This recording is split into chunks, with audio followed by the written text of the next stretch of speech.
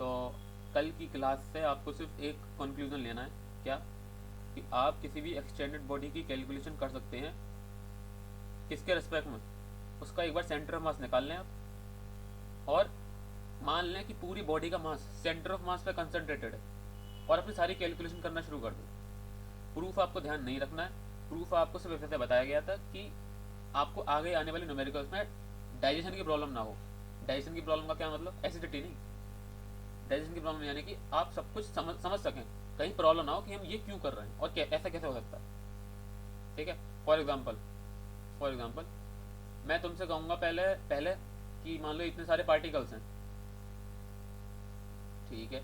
मैं कहूँगा भाई कोई इधर जा रहा होगा, कोई ऐसे जा रहा होगा, कहीं भी जा रहा होगा, ठीक है।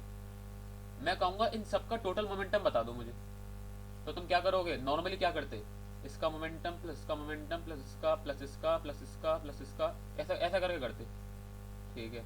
लेकिन अब तुम्हारे पास जो वो है सेंटर ऑफ मास, उसका क्या फ़ायदा है? तुम बस सेंटर ऑफ मास का क्या कहते हैं वेलोसिटी निकालो। सेंटर ऑफ मास का मास होगा टोटल मास सिस्टम का, और सेंटर ऑफ मास का मोमेंटम निकाल लो बस। वो जो सेंटर ऑफ मास का मोमेंटम आएगा वो पूरे सिस्टम ऑफ पार्टिकल्स का मोमेंटम होगा। इसका प्रूफ भी आएगा। तो ये ऐसा कैसे हो जाएगा कि हर जो मास है वो डिफरेंट वेलोसिटी चल रहा होगा ना? आगे बात निकल गया। अब वो जो प्रूफ है ना कल जो करवाया था, हाँ हाँ। उसमें ही एक जगह छुपा हुआ है। अब एक मैं दिखाऊंगा तुम्हें बाद में। एक जगह छुपा हुआ है एक लाइन, जो ये कह रही है कि सम ऑफ सबका जो मोमेंटम है पार्टिकल्स का, वो इक्वल है सेंटर ऑफ मास के मोमेंटम के। उसमें कहीं छुपा उसको हुआ उसका है। उसका प्रूफ आएगा कल, जो मैं कह रहा हूँ कि लेंथी टॉपिक है। एवरेज हो गया इसलिए। नहीं नहीं नहीं, अरे एक minute. Centre of mass average नहीं आता। अगर आप सेंटर ऑफ मास के रेस्पेक्ट में कैलकुलेशन कर रहे हैं तो एवरेज नहीं है, वो एग्जैक्ट है वो। हाँ हाँ। ठीक है, वो अभी आएगा, मैं बता दूंगा तुम्हें, ठीक है। ठीक है ठीक अब सुनो। मान लो इस पे कुछ फोर्स लग रहा है, इस पे कुछ फोर्स लग रहा है, यहाँ से कोई एक्सटर्नल फोर्स लग रहा है, ठीक है। तुम क्या करोगे? सबका मास लोगे m1, इसका एक्सेलरेशन कर दोगे a1। ठीक। अगर मैं तुमसे पूछ रहा हूँ net force on the system, तो तुम क्या करोगे? इसका मास इंटू इसका एक्सेलरेशन प्लस दूसरे का मास इंटू उसका एक्सेलरेशन। लेकिन कल जो मैं एक चीज़ बताऊंगा, तो मैं इसमें क्या करना होगा मालूम है? बस सेंटर ऑफ मास का मास यानी कि capital M into centre of mass का एक्सेलरेशन। ये किसके इक्वल होगा? ये पूरे सिस्टम ऑफ पार्टिकल्स के नेट फोर्स के इक्वल होगा। इसका प्रूफ मैं कल कराऊंगा। तो सेंटर ऑफ मास होने के ये फायदे हैं। आपको सारे पार्टिकल्स में निगाह रखने की जरूरत नहीं है। आप रखें सिर्फ सेंटर ऑफ मास पे, बाकी सब काम होते चले जाएंगे। ठीक है, देखो जरा। अब सुनो। तुम सेंटर ऑफ मास के बारे में यानी कि वेलोसिटी उसका एक्सेलरेशन तब निकालोगे ना जब तुम्हें ये पता हो कि वो है कहाँ पर। तो इस वजह से हम आर को निकालने की इतनी हमने प्रैक्टिस करी है। तुमने पीछे जो 7 दिन से आ रहे हैं हर रोज, उनको पता होगा हर चीज़ का हमने आर सी हम निकाल दिया। हेमिस्फीयर का, कोन का, सर्कल और semi circular disc, semi circular wire, और स्क्वायर पे रखे हुए हैं पार्टिकल्स वर्टेक्स पे, क्यूब पे रखे हुए हैं, और ट्रायंगल पे रखे हुए हैं। दो का कहते हैं पार्टिकल का सेंटर ऑफ मास, हर किसी का सेंटर ऑफ मास निकाल लिए। क्यों? जिससे कि हमारी कैलकुलेशन ईजी हो जाए, हमारे न्यूमेरिकल्स ईजी हो जाए। क्योंकि अभी तो 2-3 है, अभी हो गए 1000 या करोड़, फिर क्या करोगे? एक एक का निकालोगे। है। तो कहने का मतलब ये है जयेंद्र, तुम बिल्कुल आसानी से कंटिन्यू कर सकते हो आज की क्लास। तुम्हें सिर्फ क्या याद रखना है? कल का कंक्लूजन क्या है वो? कि अगर किसी एक्सटेंडेड बॉडी पे फोर्स अप्लाई हो रहे हैं, एक्सटर्नल फोर्स, दुनिया भर के फोर्स, और पता नहीं कैसे कोई एक टेंशन हो सकता है, मतलब सिस्टम के बाहर से आ रहे हैं फोर्स, ठीक है। तो इस एक्सटेंडेड बॉडी का जो आर होगा यानी कि सेंटर ऑफ मास होगा RC1। यानी कि अगर आप अपनी कैलकुलेशन में ये जो पार्टिकल आ रहा है, मैं इसको प्लॉट कर देता हूँ, चलो ज़्यादा अच्छा रहेगा। मान लो ये है बॉडी, और हमने जब कैलकुलेट किया, इंटीग्रल वगैरह लिया, तो इसका RCM यहाँ पर आ रहा है, सेंटर ऑफ मास की लोकेशन यहाँ पर आ रही है, ठीक है। तो और इस पर फोर्स लग रहे हैं बॉडी पर इतने सारे, ठीक है।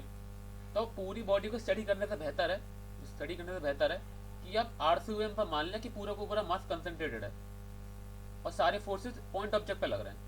तो पॉइंट ऑब्जेक्ट को आपको डील करना आता है बहुत अच्छे से। वो अपने न्यूटन के जितने भी लॉ हैं वो पॉइंट मास के लिए तो है बस। अभी तक पॉइंट मास के लिए यूज़ किया है हमने। तो सारी कैलकुलेशन आप पॉइंट मान के कर लो, ठीक है। कल क्या था उसका प्रूफ कि ऐसा करना सही है, गलत नहीं होगा, ठीक है। एग्जाम्पल लिखो इसी चीज़ का, ठीक है। हम लेंगे, पहले समझ लो फिर बाद में लिखना, जरा जगह बना लूँगा। हाँ देखो ज़रा, तुम्हें ये पता है कि अगर कोई पॉइंट बॉडी है और उसको मान लो इससे वेलोसिटी से फेंका गया ऊपर, तो अगर कोई ऐसा फोर्स है जो हर वक्त नीचे की तरफ लग रहा है, हमने उसको नाम दिया ग्रेविटी, तो वो जो बॉल है या फिर जो पार्टिकल है वो प्रोजेक्टाइल मोशन करेगा। ये ऐसा, ये तुम्हें पता है, पैराबोलिक पाथ क्या कहते हैं बनाएगा, ठीक है। लेकिन मान लो अब मैं फेंकता हूँ एक बैट को, या फिर बैट नहीं, स्टिक को फेंकता हूँ, स्टिक, ठीक है। ठीक है, सेंटर मास कहाँ होगा इसका? वैसे एक स्टिक का सेंटर मास निकालने के लिए आपको किसी कैलकुलेशन की जरूरत नहीं है, बीच में होता है वो, ठीक है।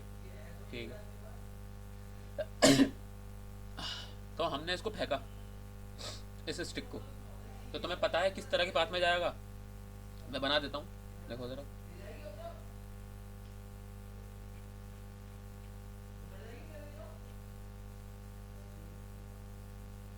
मतलब घूमती हुई जाएगी यूँ करके, ठीक है। ये थोड़ा लास्ट में कुछ ज़्यादा बेकार बन गया डायग्राम, एक मिनट, ठीक है। ठीक है, अब तुम किसी एक इस पूरी एक्सटेंडेड बॉडी के में डायरेक्ट न्यूटन लॉ लगाने की कोशिश करोगे तो हो गया काम। इस वाले पार्टिकल पे ध्यान दो कि किस अजीब से मोशन में जा रहा है, ठीक है। लेकिन लेकिन इसका एक इस पूरे रॉड पर एक ऐसा स्पेशल वो है पॉइंट जो कि बिल्कुल वैसे ही बिहेव कर रहा है, बिल्कुल वैसे ही बिहेव कर रहा है जैसे कि एक पॉइंट ऑब्जेक्ट करता अगर उस पर नीचे फोर्स लग रहा होता। तो इस, मैं फिर से बोलता हूँ, इस रॉड पर एक ऐसा पॉइंट है, अभी हम पता लगाएंगे कौन सा है वो, एक ऐसा पॉइंट है जो कि बिल्कुल वैसे ही बिहेव कर रहा है जैसा एक पॉइंट मास करता अगर उस पर नीचे की तरफ डाउनवर्ड फोर्स लग रहा होता। और हमने वो कैलकुलेशन के थ्रू देखा है कि वो सेंटर ऑफ मास है उसका। तुम सेंटर ऑफ मास देखो उसको जरा, उसका डायग्राम थोड़ा ठीक से बनानी है, लेकिन जो सेंटर ऑफ मास है वो आपको प्रोजेक्टाइल मोशन करेगा बिल्कुल जैसा करना चाहिए, ठीक है। तो कहने का मतलब क्या है, हम इसके सेंटर ऑफ मास को स्टडी करेंगे, सारी कैलकुलेशन सेंटर ऑफ मास के रिस्पेक्ट में करेंगे और हमारा आंसर बिल्कुल सही आएंगे, ठीक है। नीचे लिख लो जरा, मतलब सेंटर ऑफ मास निकालने के ये फायदे हैं। और सिर्फ अभी नहीं, रोटेशनल मोशन में भी सेंटर मास आएगा, इस वजह से इंपॉर्टेंट टॉपिक है। इसी वजह से सिर्फ एक टॉपिक को हमें करते हुए 9 दिन हो चुके हैं, ठीक है। देखो देखो जरा, if a wooden stick if a wooden stick is thrown in the air, अगर एक वुडन स्टिक हवा में फेंकी गई है, if a wooden stick is thrown in the air, ठीक है, तो then every part, जो सारे पार्ट होंगे स्टिक के वो अलग अलग तरीके से मूव करेंगे। Head of the stick, stick में 2 सी नहीं आते, stick moves differently,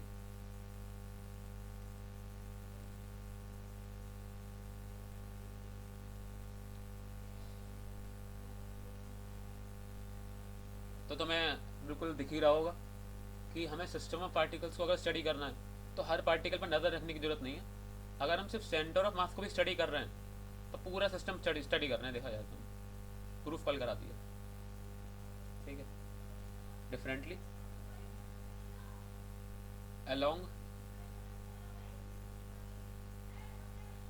path of many different shapes. अच्छा बात, चलो मैं एक क्वेश्चन बाद में पूछूंगा, पहले लिख लो, ऑफ मैनी डिफरेंट शेप्स, ठीक है। द नेट फोर्स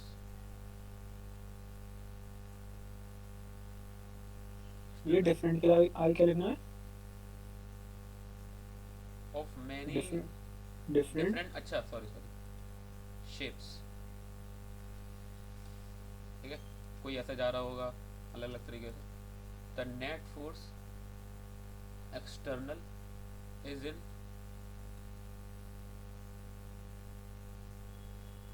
अच्छा वैसे तो ये पता लगाना मुश्किल है, लेकिन क्या मुझे कोई ये बता सकता है मैंने एक्सटर्नल क्यों लिखा? क्योंकि भैया इंटरनल के तो सारे फोर्स कट कट के जीरो आते हैं। बिल्कुल सही, परफेक्ट। ये मैं बार बार बोलूंगा आगे भी कि जब भी कोई सिस्टम की बात चल रही होगी, हम अपनी किसी भी कैलकुलेशन में इंटरनल को कंसीडर नहीं करेंगे, और हमने अगर कर भी दिया जबरदस्ती तो वो सब कट पिट के जीरो हो जाएंगे, और हमें बाद में पता चलेगा कि बेकार में ही कर लिए। चलो कम से कम सुन तो रहे हैं सब।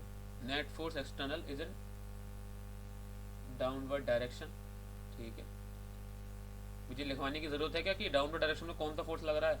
ग्रेविटी लग रहा है, पता होना चाहिए सबको। But seeing the complicated motion,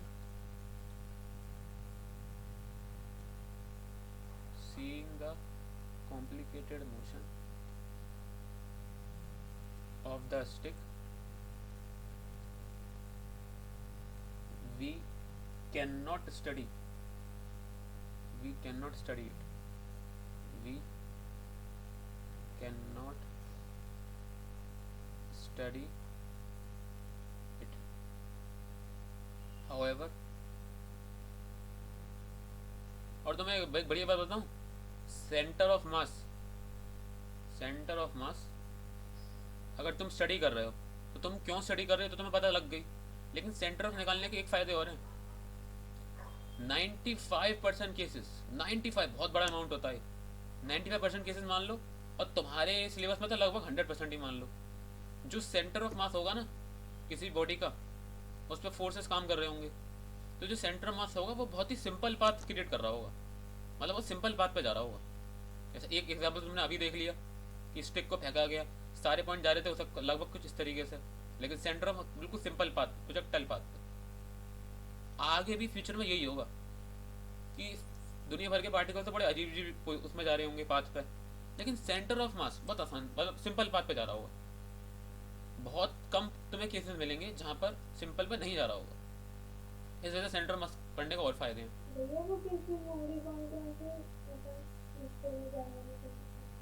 क्या क्या, मैं थोड़ा तेज बोला, सुनाई नहीं दिया।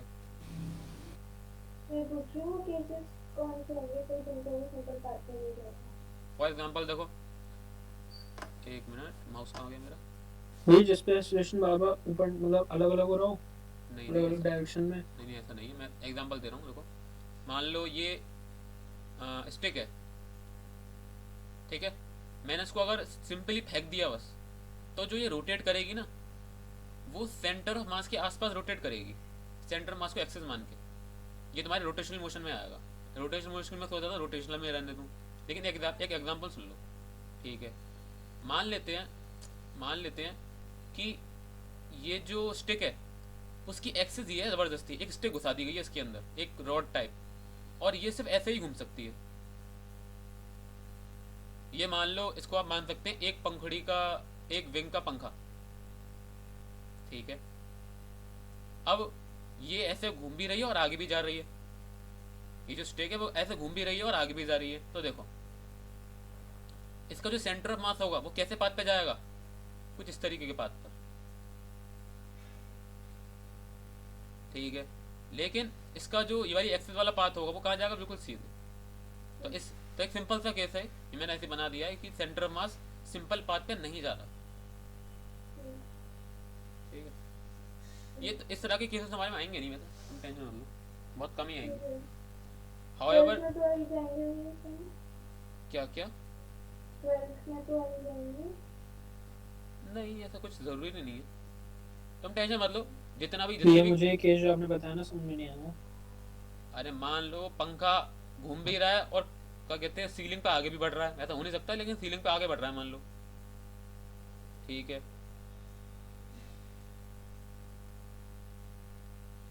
अच्छा मैं डायग्राम बना के दिखा दे रहा हूँ। अच्छा ऐसा करते हैं, बार बार मुझे रेक्टेंगल बनाना पड़ रहा है, मैं जो विंग है उसको एक लाइन से बनाता हूँ, ठीक है। अगर ये सिंपली घूम रहा होता तो कैसे जा रहा होता, पहले यहाँ पर, फिर यहाँ, फिर यहाँ, फिर यहाँ, फिर यहाँ, फिर यहाँ, इस तरीके से जा रहा होता। ठीक है, अब मैं क्या कह रहा हूँ कि ये जा रहा है, घूम तो रही है सामने, साथ में आगे भी बढ़ रहा है, तो देखो कैसे जाएगा ये।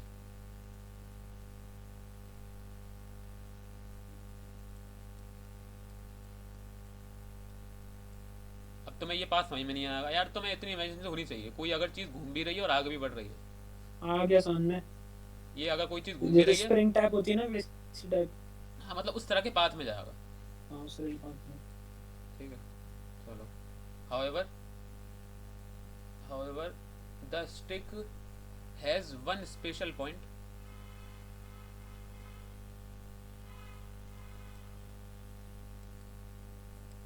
आप मेरे वर्ड्स को माइंड रखें कि सिर्फ सेंटर ऑफ मास पढ़ने से ही रोटेशनल काफ़ी हद तक आपको समझ में आना शुरू हो जाएगा, अगर आप पे सेंटर मास पे पकड़ है आपकी। Stick has one special point, the centre of mass that does move in a simple parabolic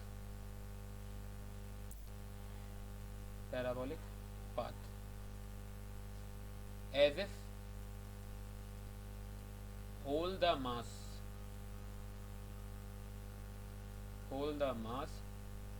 is concentrated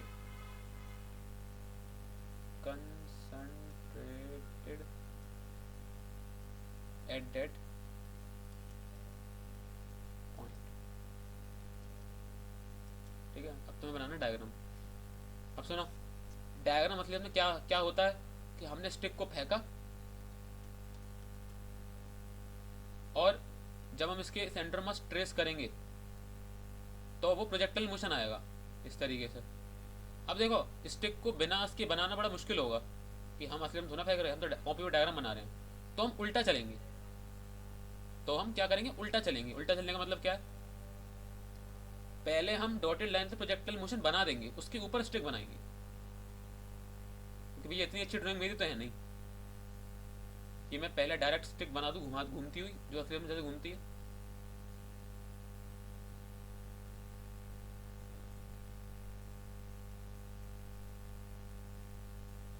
ठीक है, ये मान लो स्टिक है,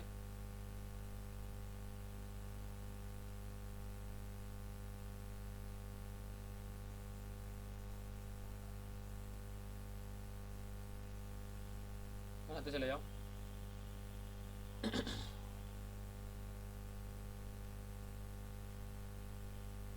भैया आपके वैल्यू पर कुछ रखा हुआ है क्या कंप्यूटर के? अब आ रही है क्या बस? हाँ, बंद होगी। मोबाइल लगा था।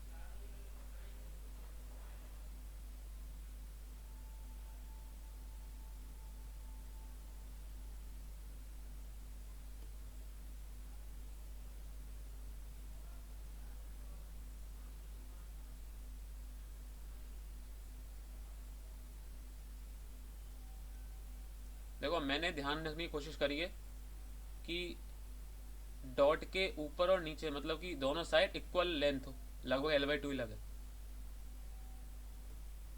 तो आप भी ध्यान रखें। इसके बाद टॉपिक आएगा मोशन ऑफ,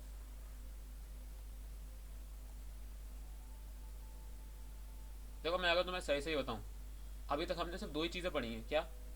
एक सेंटर ऑफ मास का फॉर्मूला RCOM कैसे कहाँ पर होता है,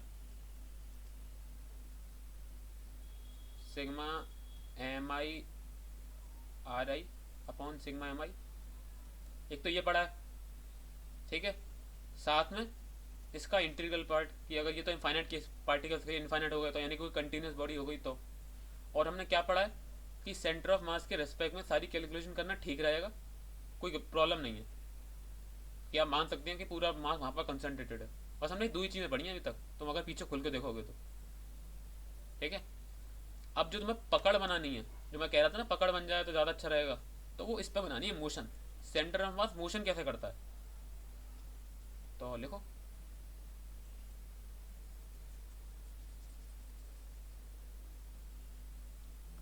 तुम्हें ये पता है कि आर सी एम का फॉर्मूला, अब तुम चाहो तो लिख भी सकते हो साथ में, लेकिन मैं पहले समझा रहा हूँ। तुम्हें पता है आर सी एम का फॉर्मूला क्या होता है? अगर मैं खोल के लिखूँ, सिग्मा यूज ना करूँ, 1/m m1 r1, वेक्टर लगाना ना भूलें, m2 r2 till mn rn।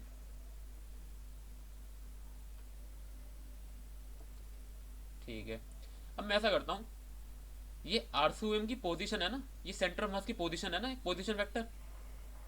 ठीक है, पोजीशन को अगर मैं टाइम के रेस्पेक्ट में डिफरेंशिएट कर दूं तो लिखो जरा, differentiating differentiating both side with respect to T. Position को टाइम के रिस्पेक्ट में अगर मैं डिफरेंशिएट करते हैं तो क्या आता है? कोई बताना चाहेगा? यानी कि D R C O M upon D T, velocity. Velocity आएगी। तो यहाँ पर जो भी आने वाला है वो क्या आने वाला है? V C O M. हम निकालते हैं क्या आने वाला है। ऊपर देखो जरा, कांस्टेंट सारे बाहर आ जाते हैं। ठीक है, अब हमें इसको टाइम के रिस्पेक्ट में डिफरेंशिएट करना है। ठीक है, लेकिन जो डिफरेंशिएशन है वो तो एडिशन और उसमें बट जाता है ना, यानी इसका अलग कर सकते हैं, इसका अलग कर सकते हैं। ठीक है, तो तुम पहले इसका करो। तो देखो जरा, m1 तो बाहर आ जाएगा। ठीक है, r1 का डिफरेंशिएशन टाइम के रिस्पेक्ट में करोगे तो क्या आएगा? या माइक ऑन रखा करो इससे कि तुरंत आंसर मिल जाए। ये v1 v1 प्लस m2 बाहर आ जाएगा, v2 r2 का करोगे तो आ जाएगा v2। ऐसे करते चले जाओगे तुम तो क्या आ जाएगा? mn vn। vn। तो देखो कितने आइडेंटिकल फॉर्मूले हैं। तुमने जैसे सेंटर मास लिया था ना, कि सारे मास लो उनके रेस्पेक्टिव पोजीशन से इनटू डिवाइडेड बाय m, बिल्कुल वैसे ही वेलोसिटी क्या कहते हैं, v/m। कि भाई m1 लिया, v1 लिया, इनटू कर दिया, सम कर दिया, फिर टोटल मास से डिवाइड कर दिया। ठीक है, ऐसा करते हैं एक और बार डिफरेंशिएट करते हैं। मैं तुम्हें बता दूं, m1 क्या है? पहले पार्टिकल का मास। v1 क्या है? पहले वाले पार्टिकल की वेलोसिटी। इस तरीके से चलता जा रहा है, बिल्कुल वैसे ही जैसे सेंटर ऑफ मास की पोजीशन निकालने में था। तो सेंटर ऑफ मास की पोजीशन निकालना सीख गए हम, न्यूमेरिकल करा दूंगा अभी। और सेंटर ऑफ मास की वेलोसिटी निकालना सीख गए, उसका भी न्यूमेरिकल होगा। और अब करो, वैसे आरसीएम को तो करवा चुका हूँ, वेलोसिटी का कराना है। Differentiating both side with respect to T. ठीक है, और सुनो, ये शॉर्ट में ऐसे भी लिखा जाता है, जैसे सेंटर मास लिखा जाता है ना, sigma M I we I upon sigma M i. बिल्कुल सिमिलर है ये दोनों सारी चीज। ये आगे इसी को लगा के ये भी लिख लेना। ठीक है, तो अब देखो जरा, डी वी सू एम अपॉन डी टी क्या आएगा भाई यहाँ पर? ये ACOM। A C M, centre mass का एक्सेलरेशन। चलिए एक बार वही करते हैं जो पहले किया था। ठीक है, हमें इस पूरे को डिफरेंशिएट करना है टाइम के रिस्पेक्ट में। ठीक है, लेकिन डिफरेंशिएशन तो तोड़ के किया जा सकता है। ठीक है, तो m1 बाहर ले लो और v1 का करो। v1 का डिफरेंशिएट करोगे तो क्या आएगा? मैं खुद ही बता दे रहा हूँ, a1। वेलोसिटी का डिफरेंशिएशन होता है टाइम के रिस्पेक्ट में acceleration, plus m2a2 till then कहाँ तक? mn an। और इसको हम चाहें तो बिल्कुल वैसे ही लिख सकते हैं, sigma M I A I upon sigma M आई। ठीक है, लिखो यहाँ तक।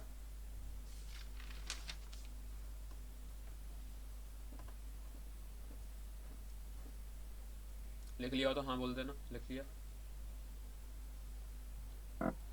इसके। ठीक है, भैया अभी नहीं लिख रहा हूँ। ठीक है, लिखो आराम से लिखो। ये जो लाइन बन रही है इसके बाद का लिखना मत, यहाँ तक इस लाइन तक लिखना शुभ, मतलब और जो भी सुनना है। ठीक है, आर सी एम क्या आया? Sigma M I R I sigma M I V स्वयं क्या आया, sigma M I we I upon sigma M I. A C M क्या आया, sigma M I A I upon sigma M I. तो तुमने हमने अभी तक जितना भी काम क्या कहते हैं कैलकुलेशन करी थी, जितनी भी चीज़ें वो अभी तक पोजीशन की करी थी। अब तुम्हें वेलोसिटी भी देखनी है कैसे निकालते हैं और एक्सीलरेशन भी देखते हैं कैसे तो मतलब तुमने नए दो फॉर्मूले आ गए तुम्हारे उसमें बैंक में, ठीक है। और अच्छी बात क्या है, सारे फॉर्मूले बिल्कुल एक जैसे लगते हैं देखने में। सारे मासेस का उनके रेस्पेक्टिव पोजीशन से इंटू कर दो, डिवाइडेड बाई टोटल मास क्या आ जाएगा, आर सेंटर मास की पोजीशन। सारे मासेस का उनके रेस्पेक्टिव वेलोसिटी से इंटू कर दो और डिवाइड बाई टोटल मास कर दो तो क्या आ जाएगा, सेंटर ऑफ मास की वेलोसिटी। और बिल्कुल सेम काम एक्सेलरेशन के साथ, ठीक है। ठीक है, अब मेरी एक बात सुनो। नहीं नहीं लिखना नहीं है, लिखना नहीं, समझो बस, ठीक है। तो मैं क्या कह रहा था, हाँ, ये तो वेक्टर फॉर्म में है। मैं अगर इसको एक्सपेंडेड फॉर्म में लिखना चाहता हूँ, ये 3D में अगर, यानी कि वेक्टर फॉर्म में तो सब आ जाएगा, 3D 2D 1D जिसमें भी काम चल रहे हो। अगर मैं इसको तोड़ना चाहता हूँ तीन वन वन डायमेंशन उसमें एक्स वाई जेड के रेस्पेक्ट में, तो कैसे तोड़ूंगा, सेंटर ऑफ मास एक्स कैसे निकलेगा, sigma M I X I upon sigma M I. Centre of mass का वाई कोऑर्डिनेट कैसे निकलेगा, सिग्मा एम आई, अरे मक्खी क्या कर रही, sigma M I Y I upon sigma M i. बिल्कुल सीधा जेड के लिए बिल्कुल सिमिलर चीज इसके लिए भी आएगा वी सी एम के लिए, कि आप जो वेलोसिटी है वो अलग अलग कंपोनेंट में निकाल सकते हैं, फिर बाद में मिक्स कर दीजिएगा। यानी कि पहले हम निकालेंगे, बीच में क्वेश्चन कराऊंगा सेंटर ऑफ मास की वेलोसिटी का एक्स कोऑर्डिनेट अलग, तो यहाँ पर क्या आएगा, sigma M I v x I upon sigma M i. यानी कि कहने का मतलब ये है, कहने का मतलब ये है, मैं बता देता हूँ तुम्हें। ये तीन मास थे मान लो, ठीक है, और ये कुछ ऐसे जा रहे हैं, ठीक है। तो देखो कंपोनेंट हो सकते हैं, कंपोनेंट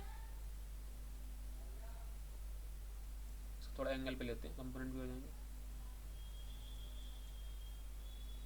तो देखो पहले जब हम पोजीशन निकालते थे तो क्या करते थे, जब तोड़ के निकालते थे अलग अलग, तो क्या करते थे, इस पार्टिकल का एक्स कोऑर्डिनेट इंटू उसका मास प्लस दूसरे वाले पार्टिकल का एक्स कोऑर्डिनेट इंटू उसका मास प्लस तीसरे वाले पार्टिकल का एक्स कोऑर्डिनेट इंटू उसका मास अपॉन टोटल मास, तो उससे एक्स कोऑर्डिनेट आ जाता था सेंटर ऑफ मास का।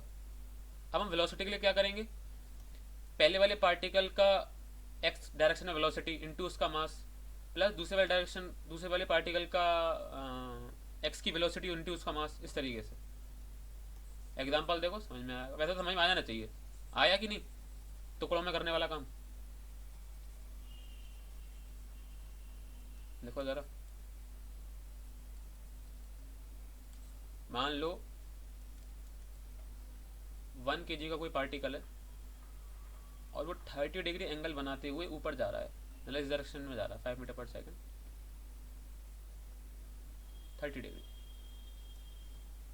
ठीक है। और ये वाला नीचे जा रहा है,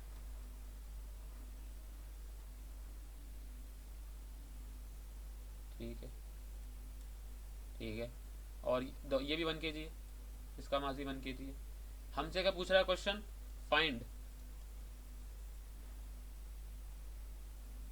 velocity, not speed, velocity of centre of मास निकालो। कोशिश करो, पहली बार कर रहे हो वीसीएम का क्वेश्चन, नहीं है तो मैं बताऊंगा, जितना भी कर सकते हो कोशिश उसके हिसाब से करो।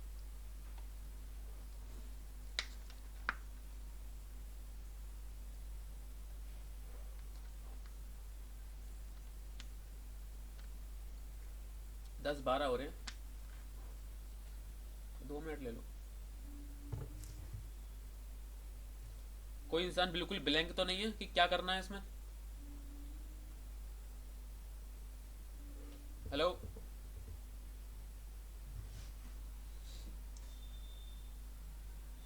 ऐसा लगता है मैं पत्थरों को पढ़ा रहा हूँ ऑनलाइन क्लासेस में कभी कभी।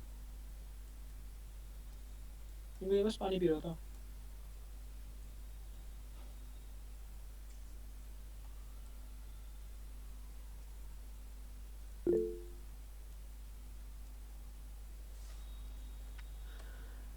कर रहा है ये? तुम तो हो गई 9 दिन की हॉलीडे बना के आए हो, तो तुम नहीं होगे?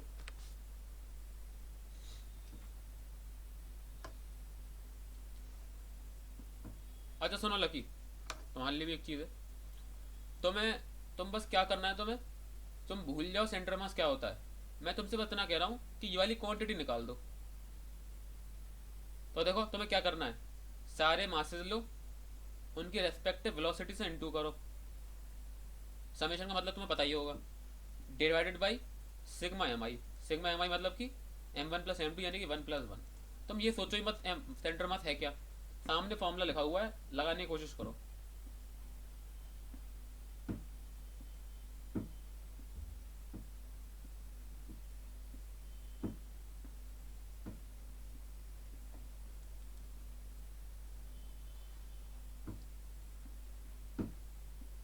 भैया क्वेश्चन दोबारा समझा दीजिए।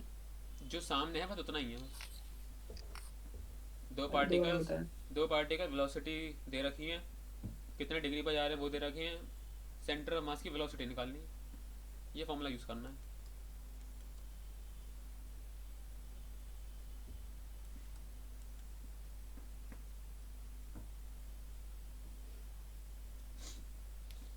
मैं ही करा दूँ? भैया ये एंगल थोड़ा कंफ्यूज करते हैं। एक बहुत भयानक एंगल जैसे मैंने तुम्हें दी थी ना 30 डिग्री। नहीं नहीं, वो तो पता है, पर इन एंगल का काम क्या है मुझे नहीं समझ। अच्छा, तो फिर वेलोसिटी का तुम यूज़ कैसे कर? अच्छा अरे एक मिनट, तुम ऐसा तो नहीं कर रही 1 × 5 + 1 × 10 / 1 + 1? कर नहीं रही, सोच रही थी पर ऐसा करने की। तो वो ख्याल निकाल दो फिर तुरंत से दिमाग से। भैया निकाल लिया। वेलोसिटी वेक्टर क्वांटिटी है, आप इसको एल्जेब्रिक की तरह प्लस माइनस नहीं कर सकते डायरेक्ट। भैया फॉर्मूले समझ में आ गया, पर लगाने नहीं आ रही डिग्री के साथ, क्या है पता नहीं। वो कोई बात नहीं, मैं बताता हूँ। सबसे पहले तो ये बताओ, क्वेश्चन वेक्टर फॉर्म में कराऊँ कि तीन अलग अलग हिस्सों में बांट के करवाऊँ?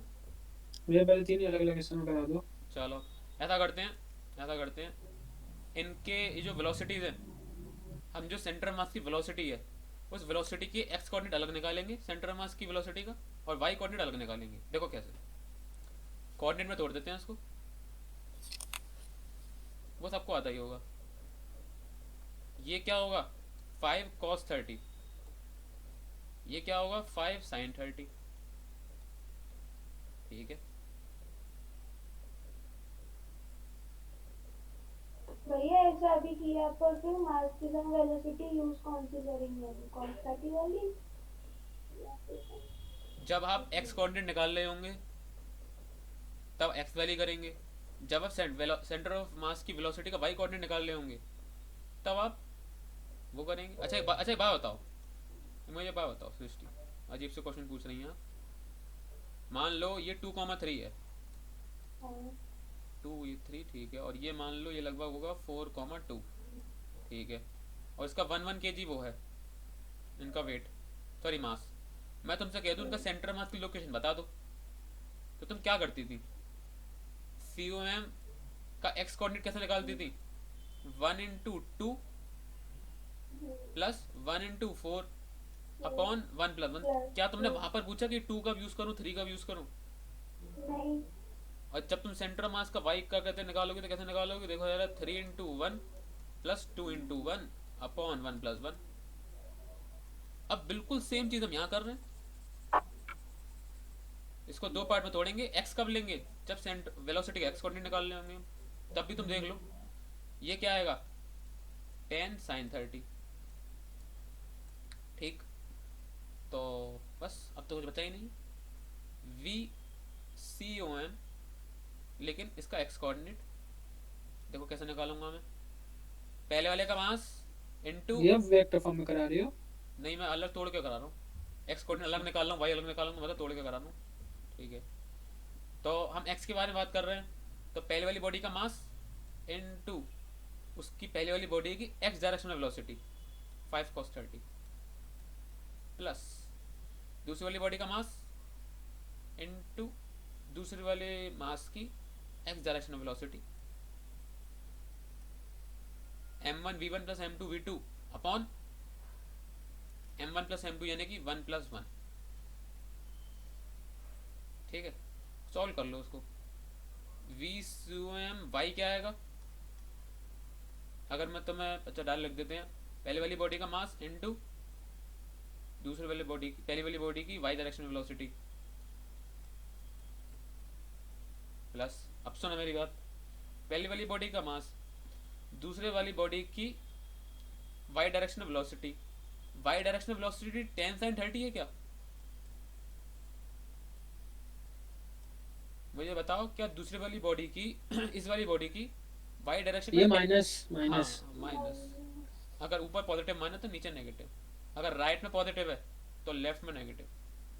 ठीक है, 1 प्लस में, अब उसको कैलकुलेट कर लो।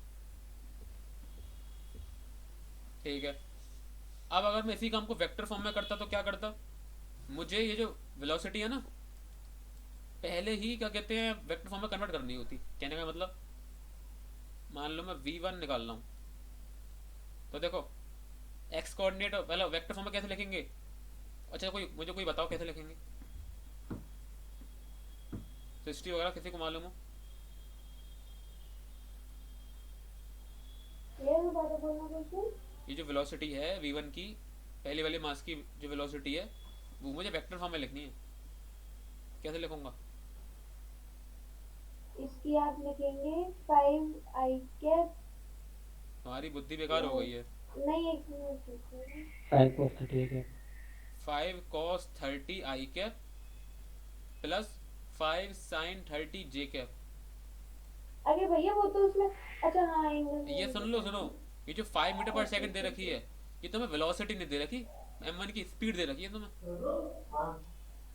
5 मीटर पर सेकंड यहाँ भी हो सकता है, इधर भी हो सकता है, इधर भी हो सकता है, तो तुम्हें जो 5 मीटर पर सेकंड दे रखी है स्पीड दे रखी है, हमने ये वेलोसिटी में कन्वर्ट कर लिया क्योंकि इसमें डायरेक्शन और मैग्नीट्यूड दोनों आ रहा है।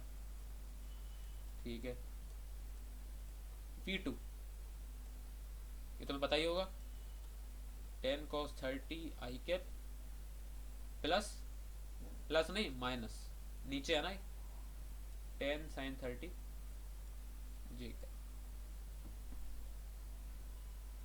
ठीक है, अब तुम्हें क्या करना है, सिर्फ और सिर्फ फॉर्मूले में पुट 1 इंटू ये पूरा यहाँ लिख दो प्लस 1 इंटू ये पूरा यहाँ लिख दो अपॉन 1 प्लस 1, इससे जो आंसर आएगा वो भी वेक्टर फॉर्म में ही होगा।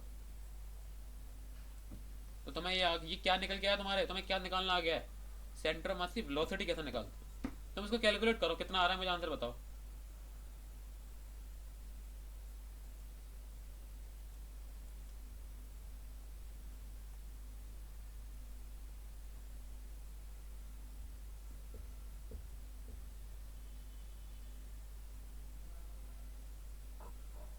चलो ये वेक्टर फॉर्म वाला दोबारा बताना। इस बार में v1 v2 लिखा के तो उसके बाद सुनो बता, ऐसे ही बता देता हूँ, 1 इंटू 5 cos 30 आई कैप प्लस 5 sin 30 जे कैप प्लस 1 इंटू 10 cos 30 आई कैप माइनस 10 sin 30 जे कैप। ठीक है, होल अपॉन 1 प्लस 1। तुम सारे आई वाले एक जगह कर लो और जे वाले एक जगह कर लो, तो यहाँ पर जो आंसर आएगा वो भी वेक्टर फॉर्म में आने वाला है। इतना कहा था बस मुझे। ठीक है।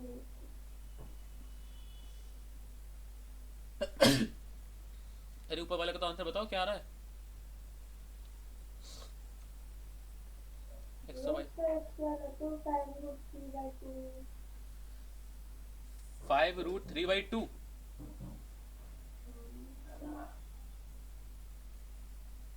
मुझे तो नहीं लगता। 15√3/4 है हाँ 15√3/4 माइनस आगे 4 है माइनस कितना, 5/4 5/4 बिल्कुल सही। ठीक है, अब ये तो हमने निकाल लिया आंसर, इसको जरा इमेजिन कर लें, देखो जरा, भैया मेरा तो 15√3 आ रहा है। अब वो मैं कैलकुलेशन में तुम्हारे हाथ नहीं पकड़ूंगा, मैं ये सामने रखा है तो मैं कैलकुलेट करना है उसको ठीक से। नीचे 2 भी है, ध्यान रखना एक। इधर देखो जरा, 1 वाला अरे जरा यार ऊपर। मैंने ऐसे 2 से 2 काट दिया। अब वो तो आप होशियार है ना, जैसे आप कर सकते हैं ये वाला काम। होशियार लोगों के लिए सब वो है, सब खुले हुए रास्ते। देखो जरा, बस खुद फैक्टर थोड़ा छोटे बनाते हैं। मान लेते हैं, मान लेते हैं कि ये जो दो पार्टिकल हैं रुके हुए हैं, बिल्कुल रुके हुए हैं, ठीक है। तो दोनों 1 kg की, तो कहाँ पर उनका सेंटर मास आता? बिल्कुल बीच में, ठीक है। लेकिन ये रुके हुए नहीं है, ये मूव कर रहे हैं। ये कैसे जाने वाला है? अरे ये ऐसे जाने वाला है, इस डायरेक्शन में आगे। ये कैसे जाने वाला है? इस डायरेक्शन में आगे, ठीक है। मान लेते हैं कि अब देखो, मैं जो बताने वाला हूँ यहाँ पर मैं आंसर खत्म कर सकता था, लेकिन मैं तुम्हें इमेजिन करवा रहा हूँ कि चल क्या रहा है यहाँ पर, ठीक है। उतारना नहीं है, सिर्फ देख लो क्या कह रहा हूँ मैं। थोड़ी देर बाद ये कहाँ पर आएगा? पहला वाला पार्टिकल यहाँ पर, दूसरा वाला कहाँ आएगा? यहाँ पर। तो सेंटर मास कहाँ जाएगा? इन दोनों लाइन की जो ज्वाइन कर रहे हैं उनको बिल्कुल बीच में। पहले कहाँ पर था? पहले कहाँ था? बिल्कुल बीच में, यहाँ पर, ठीक है। ठीक है, थोड़ा और आगे बढ़े, ये भी थोड़ा और आगे बढ़ा, तो अब इनका सेंटर मास कहाँ होगा?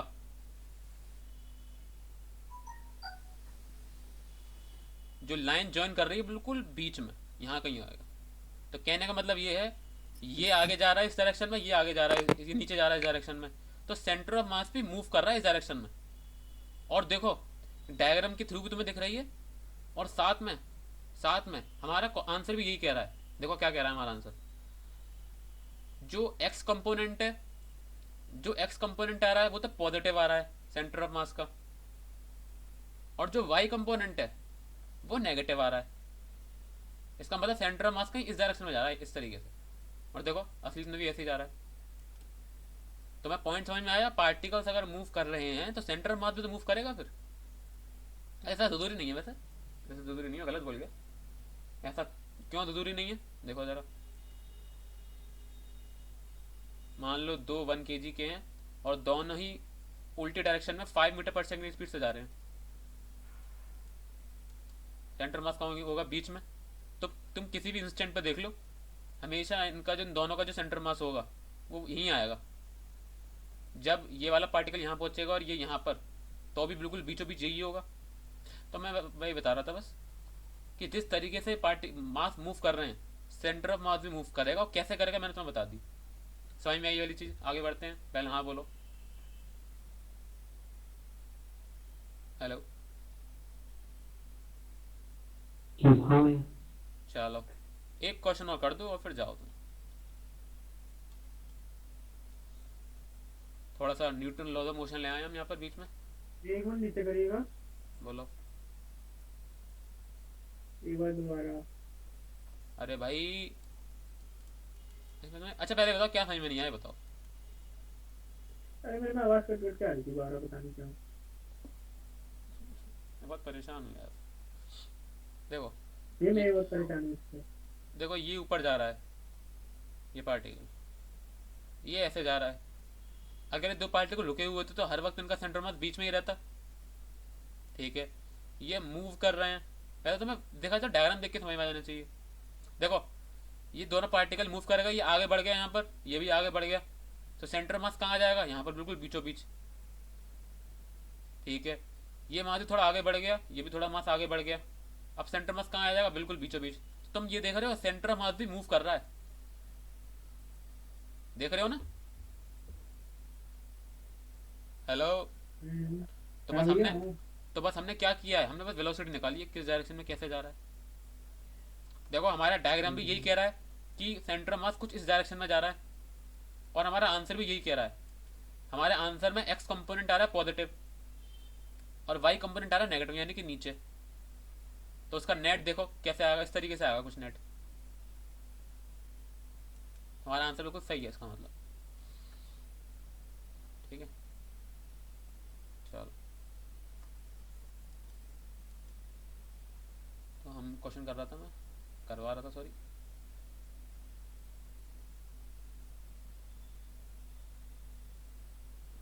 पुली देखते ही सबके मन में प्रसन्नता।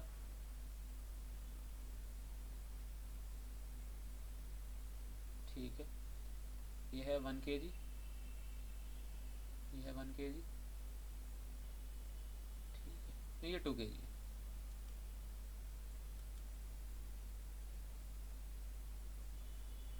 चलिए, तो हमें क्या बताना है? Find acceleration of centre of मास। चलो निकालो। तो मैं असली में मैं तो बता दूं क्या करना है। ए सी एम इजिकल टू क्या होता है? Sigma M I A I upon sigma M आई। कहने का मतलब ये है तुम दोनों के एक्सेलरेशन निकाल दो, दोनों बॉडीज के। ऐसा ऊपर वेलोसिटी दे रखी थी, यहाँ पर क्या करना है, तुम्हें एक्सेलरेशन निकालना है और आंसर निकाल देना है। फिर उस एक्सेलरेशन का इंटू करना है उसके रिस्पेक्टिव मास से, प्लस दूसरे वाले का एक्सेलरेशन इंटू उसका मास अपॉन टोटल मास। सबके दिमाग में ये आ रहा होगा, नहीं वैसा आना नहीं चाहिए, मैंने इतनी बार बोला है कि हम निकालना क्यों सीख रहे हैं सेंटर ऑफ मास का एक्सेलरेशन और वेलोसिटी। तो इन डिटेल वो कल आ जाएगा, आंसर आपको मिल जाएगा इसका।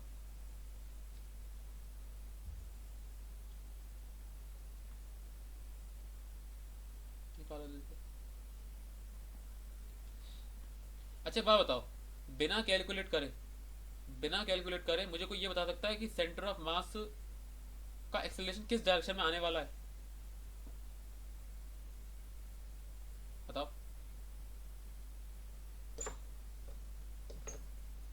ये डाउनवर्ड। करेक्ट। किसी को पता है कि ऐसा क्यों बोला सृष्टि ने? ये क्या बोला, समझ में नहीं आया। डाउनवर्ड बोला उसने, कुछ नहीं बोला। हाँ भैया, ऐसा तुम्हें वैसे पता होना चाहिए शायद। ये। हाँ वेट ज़्यादा है, हाँ ये तो है, नहीं सुनो सुनो, वेट ज़्यादा नहीं, सिर्फ यही रीज़न नहीं है। देखो, एक्सेस भी ज़्यादा हुआ है। नहीं ये तो और गलत बोल दिया तुमने, दोनों का एक्सेलरेशन सेम होता है।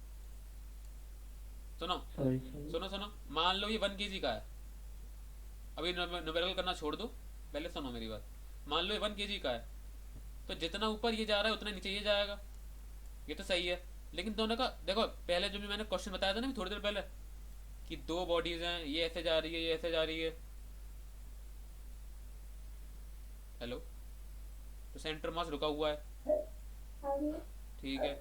यहाँ पर क्या दिक्कत है, जब यहाँ पर 2 kg है तो भले ही अपोजिट डायरेक्शन में जा रहे हैं, लेकिन नीचे वाला मास ज्यादा भारी है, तो वो क्या करेगा, अपनी तरफ खींचना शुरू कर देगा। सेंटर मास भारी चीजों के साथ ज्यादा डेविएटेड होता है, ठीक है। मान लो ये होता 1 kg, तो क्या होता भाई साहब, 1 kg होता तो ये मूव ही नहीं करते, जहां रहते वही रहते। जब तुम पूरी कैलकुलेशन करते अपनी सारी चीजें लगाकर, तो एक्सेलरेशन 0 आता, ये वाला। और जब तुम सेंटर मास का एक्सेलरेशन निकालते तो वो भी 0 आता, फिर क्योंकि वो रुका हुआ है। ये क्यों, वो तो एक लाइन में आते ना, कोशिश करते हैं बिल्कुल एडजेसेंट आने की कोशिश करते हैं ना वो तो। क्या क्या मैं आपको बता दूं, अगर दो मास को आप ऐसे टांग देंगे इक्वल मासेस के, तो वो इक्वल आने की कोशिश नहीं करेंगे, वहीं रहेंगे। ऐसा कब? सुनो सुनो सुनो, कंडीशन अप्लाइड। आप रोप का मास नहीं मान रहे हैं। अगर आप रोप का मास मान रहे हैं तो भाई सिंपल सी बात है, ये ज्यादा भारी है रोप यहाँ पर, तो वो ये भी नीचे करना शुरू कर देगा। लेकिन अगर आप रोप का मास नहीं मान रहे हैं फिजिक्स में, तो ये अपनी जगह पर रुका रहेगा बस, ये सिस्टम। तो सारी चीज रुकी हुई है, तो सेंटर मास भी रुका हुआ है। इमेजिन करना सीखो, तो तुम्हें पता है कि आंसर कुछ नेगेटिव में आने वाला है। मुझे कुछ समझ में नहीं आया जैन, आवाज कट गई तुम्हारी।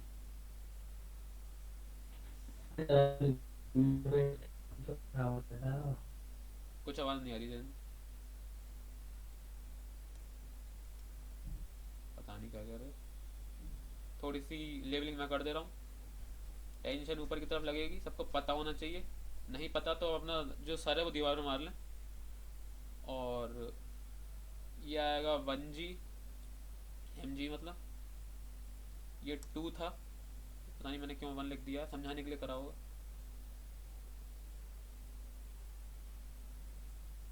2G सारे फोर्सेस लगे हुए हैं। अब आप इक्वेशन बनाएं, ए निकाल लें और फिर उससे ए से ए सी हम निकाल लें। इक्वेशन बनानी आनी चाहिए।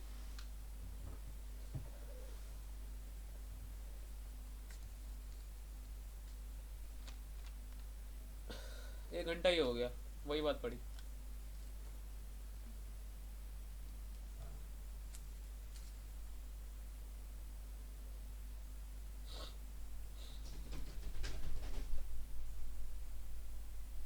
इतना टाइम लगना नहीं चाहिए वैसे। चलो भाई ये बताओ, ए कितनी, ए की वैल्यू कितनी है पहले ये बताओ, ए सी एम की बाद में बात करेंगे। ए की वैल्यू कितनी आई? भैया G/3। 60 बोल रही है, 60 बोल रही है G/3। और बताओ भाई।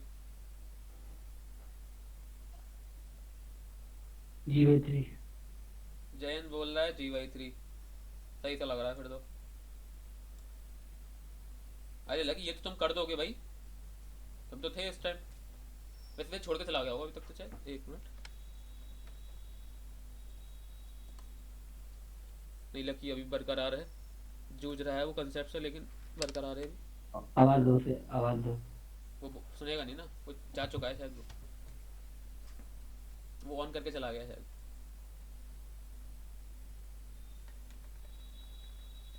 तुम G/3 सही आंसर मान के एसीएम निकाल दो। क्या रहा?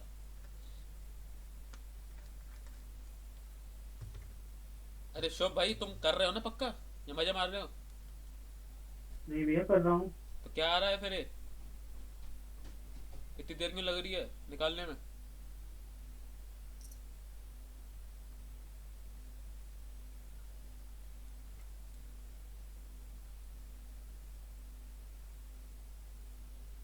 एक फैक्ट बता दे रहा हूँ आपको, मैं तो पता होना चाहिए। भैया वो आ गया अच्छा बताओ बताओ।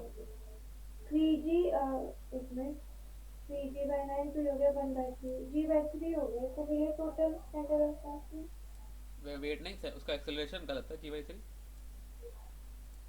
आप देखें क्या गलत आ रहा है। मैं बताता हूँ क्या गलत आ रहा है, मैं बताता हूँ क्या गलत आ रहा है। मुझे पता है, कैलकुलेशन देख के पता लग गई मुझे।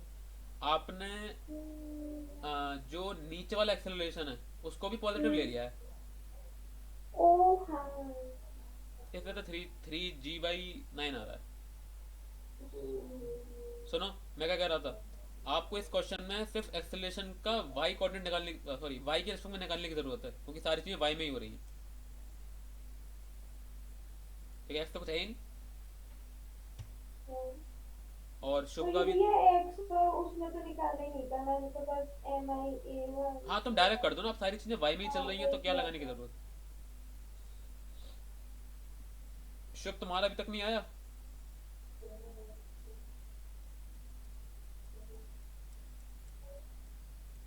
तो ये तो भैया फिर माइनस होगा नहीं तो।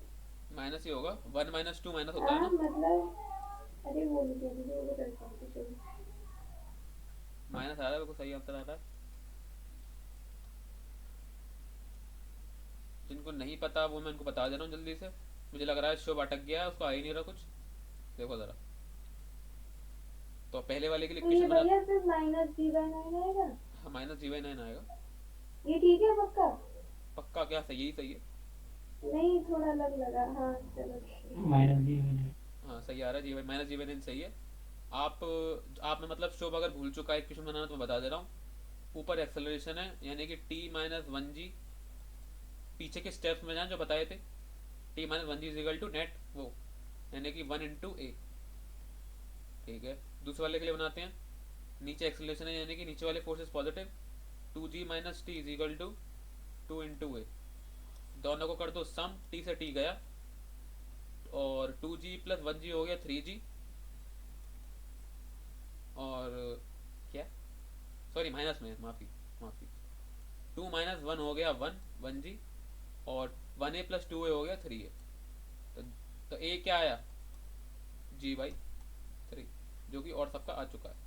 ठीक है, अब हम निकालेंगे सेंटर ऑफ मास का एक्सेलरेशन।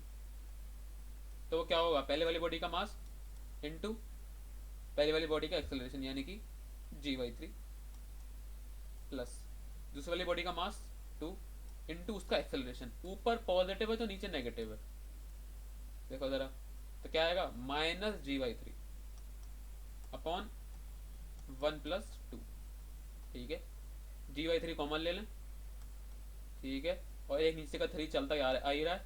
ऊपर क्या बचा 1 - 2, और 1 - 2 क्या हो जाएगा -1 यानी कि एक माइनस g/9 आंसर आ गया। तो ये एक चीज पूछनी थी, हाँ बोलो। इस क्वेश्चन से नहीं है, ऊपर जो था उससे था कुछ। यार ऊपर की बात है, ऊपर ही पूछ लेते ज़्यादा सही रहता। चलो बताओ। नहीं नहीं क्वेश्चन नहीं है, बस जो आपने वेक्टर फॉर्म में बोला था ना उसका आंसर बता दीजिए, क्या निकल के आंसर। उसका आंसर निकल के आएगा 15√3/4 i कैप प्लस सॉरी हाँ -5/4 j कैप। अरे भाई ऊपर जो निकाला है वो अलग अलग ही तो निकाला है बस। अरे हाँ, ठीक है। अच्छा, मैं तुमसे अगर कहूँ कि कोई पार्टिकल है जो 2i + 3j कैप पे बैठा हुआ है, तो ये चीज़ क्या अलग है इस चीज़ से कि वो 2,3 पे बैठा हुआ नहीं भैया, है? दोनों सेम है ना। नहीं सेम नहीं। बस तो ये आज की क्लास यहीं पे ख़त्म होती है। अब टाइम। आप बताएं टाइमिंग के बारे में। टाइमिंग टाइमिंग हाँ, देखो, मैं क्या चाहता हूँ, कुछ 3 से 6 के बीच में रख लो। ये मतलब 3 से 6 के बीच में क्लासेस होती हैं। पहले तो सारी अपनी क्लासेस बताओ सब लोग। हाँ भाई सृष्टि बताओ अपनी क्लासेस सारी। पहले तो स्कूल की चलती हैं भैया, स्कूल की चलती हैं 9 सुबह से 9 बजे से पौने 12 तक। ठीक है, उतना ऊपर तो जाना ही नहीं है, ठीक स्कूल है। छोड़ो तो। हाँ ठीक है, तो फिर 12 बजे से मैं कर सकती हूँ आपकी, पर नहाने वाने का चलो वो तो फिर लगेगा। 3 बजे तक कर लूँगी, 3 बजे मैथ्स की होती है। ठीक है, 3 बजे, 3 से कितने बजे तक? 3 से 4 4:15 तक चलती है मैथ्स की। ठीक है, और ठीक है, फिर भैया 5 बजे होती है मेरी केमिस्ट्री की। ठीक है, और बस। चलो ये हो गई सृष्टि। हाँ भाई और बताओ किसको प्रॉब्लम है? ये कितने बजे? 6 से 7। 6 से 7 ये मेरी 6:15 से 7:45 तक क्लास होती है। 6 बजे के बाद नहीं कर पाऊंगा भैया मैं। फिर उसके बाद 8 बजे से मेरा जिम होता है 9:30 बजे तक। फिर 9:30 से क्लास होती है आपकी एज यूजुअल। यार ये तुम क्या बोल रहे हो सब? हाँ भैया मेरी 6:30 से क्लास स्टार्ट हो जाती है, किस 9:30 चीज़ तक की? चलती है। केमिस्ट्री की।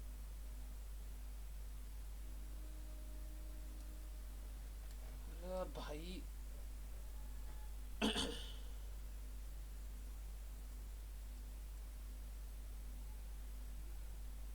पर रिकॉर्डिंग की क्या ये जरूरत है यार? भैया से 9:30 तक कर दो।